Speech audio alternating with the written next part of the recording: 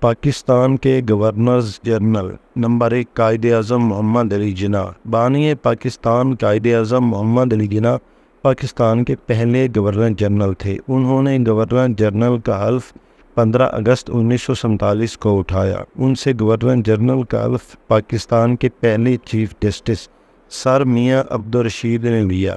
وہ اپنی وفات یعنی 11 ستمبر 1948 تک اس عہدے پہ کام کرتے رہے۔ نمبر 2 خواجہ ناظم الدین۔ خواجہ ناظم الدین پاکستان کے دوسرے گورنر جنرل تھے۔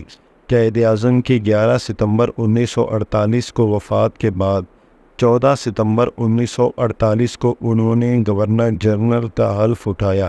گورنر جنرل بننے سے قبل وہ مشرقی بنگال کے وزیر اعلیٰ کے طور پہ کام کر رہے تھے۔ پاکستان کے پہلے وزیر اعظم لیاقت علی خان 16 اکتوبر 1951 کو راولپنڈی کے کمپنی باغ میں شہید ہو گئے۔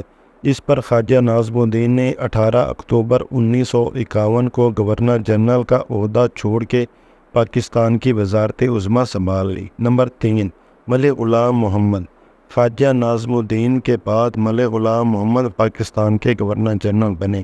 ان کا دور تنازعات سے بھرپور تھا۔ پہلے انہوں نے 17 اپریل 1953 کو خواجہ ناظم الدین کو وزارت عظمیٰ سے برطرف کیا۔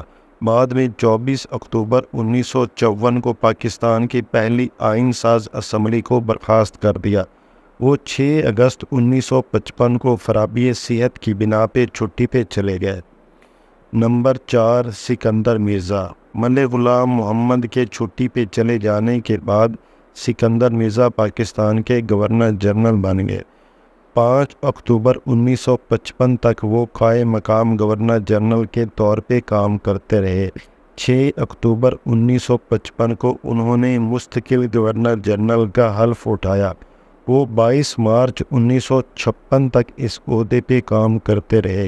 جب پاکستان کا پہلا آئین نافذ ہوا تو انہوں نے 23 مارچ 1956 کو گورنر جنرل کا عہدہ چھوڑ کر صدر پاکستان کا عہدہ سنبھال لیا۔